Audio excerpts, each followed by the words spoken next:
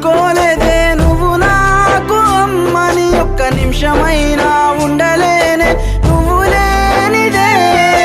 9 నెలలు మోసి నన్ను కన్నావా నా జానమ్మ వచ్చే వరకు నీ తోడు ఉంటానే జానమ్మ నన్ను కన్నమ్మ జానమ్మ నన్ను గన్నమ్మ